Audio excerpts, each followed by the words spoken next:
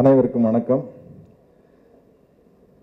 முதல்ல தம்பி விக்ரம் பிரபுக்கு என்னுடைய நன்றியை சொல்லிக்கிறேன்.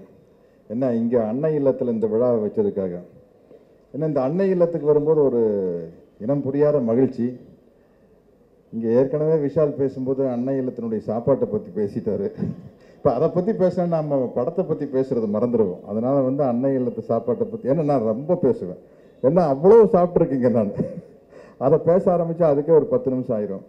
இந்த ட்ரைலர் பார்த்தா, சாங் பார்த்தோம். நிச்சயமாக இந்த படம் மிகப்பெரிய வெற்றி அடையும் சொல்கிறேன். ஏன்னா ஒரு புது விஷயத்தை கையில் எடுத்துட்டு அதுக்கு பொருத்தமான ஒரு தலைப்பை வச்சுருக்காங்க. அதாவது சூப்பர் ஸ்டார் ரஜினி சாரினுடைய படத்தை தலைப்பை வைக்கிறது மட்டும் இல்லாமல் அதுக்கு ஒரு அதுக்கு தகுந்த ஒரு கதை, அதுக்கு தகுந்த ஒரு தலைப்பு. அதனால் இந்த படம் மிகப்பெரிய வெற்றி அடையும். ஏன்னா அந்த ட்ரைலர் பார்க்கலையே அதனுடைய டெக்னிக்கல் வேல்யூ தெரியுது, ஆர்டிஸ்டினுடைய உழைப்பு தெரியுது, எல்லாமே சிறப்பாக இருக்குது. அந்த ஃபஸ்ட் ஆர்டிஸ்ட் அப்படின்னு சிவாஜி சார் வந்தோன்னே அப்படியே உடம்பெல்லாம் செலுத்திருச்சு. ரொம்ப சந்தோஷமாக இருந்தது.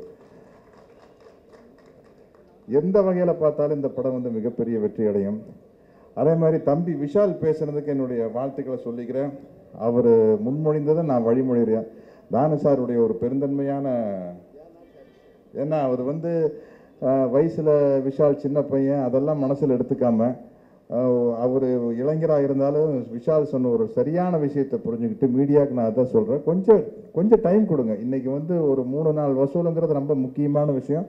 அதுலேயும் சின்ன பட்ஜெட் படங்களுக்கு அது ரொம்ப முக்கியம். நீங்கள் இன்றைக்கி என்ன ஆகி போச்சுன்னா, ஒரு படம் ஃபஸ்ட்டு ஷோ நடந்துட்டு கீழே இன்டர்வெல்லையே உடனே மெசேஜுகள் எல்லாம் அனுப்பிச்சு கோடிக்கணக்காக செலவு பண்ணி படம் எடுக்கிறாங்க. அது உங்களுடைய உரிமை. ஒரு படம் நல்லா இருக்குதா நல்லா இல்லைன்னு சொல்கிறதுக்கு உங்கள் உரிமை. ஏன்னா நீங்கள் காசு கொடுத்து டிக்கெட் வாங்கிட்டு படம் பார்க்குறீங்க, என்ன வேணாலும் சொல்லலாம். பட் அது ஒரு 2 நாள் கழித்து 3 நாள் கழித்து சொல்லலாம். ஏன்னா இதில் என்னாச்சுன்னா பல பேருடைய உழைப்பு, பல பேருடைய இன்வெஸ்ட்மெண்ட் அதில் இருக்குது, முதலீடு இருக்குது. அதை நீங்கள் ஒரு சின்ன விஷயத்தில் இப்போ என்ன ஆகி போச்சுன்னா, ஒரு படம் நல்லா இருந்தாலும் கூட நல்லா இருக்குதுன்னு சொல்கிறத விட நல்லா இல்லைன்னு சொல்கிறது ஒரு மேதாவித்தனமாக நினச்சிட்டு இருக்கிறீங்க. தப்பாக நினச்சிக்காதீங்க.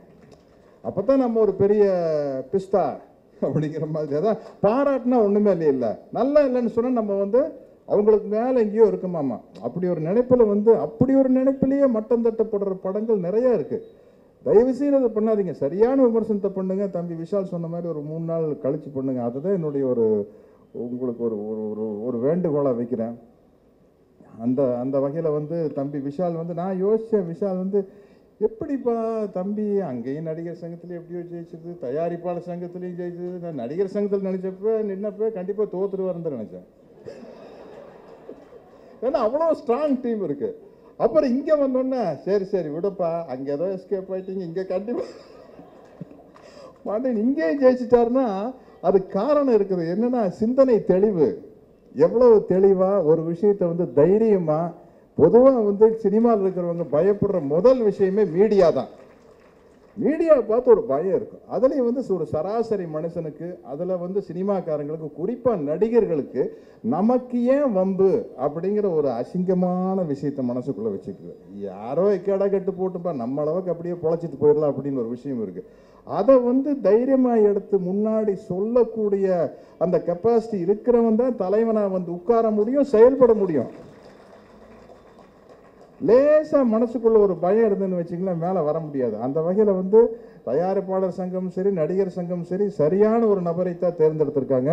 விஷால், இந்த தைரியத்தோடு செயல்படுங்க. உங்கள் பின்னாடி இண்டஸ்ட்ரியை நிற்கும். எங்களுக்கு இந்த தைரியமான ஒரு ஆள் தேவைங்கிறது தான் இப்போ நமக்கு. அதனால் இந்த படத்தினுடைய விக்ரம் பிரபுக்கு ஒரு சின்ன வேண்டுகோள். இந்த படம் நாளைக்கு மிகப்பெரிய வெற்றி அடையும் அப்படிங்கிறது டீசரில் தெரியுது.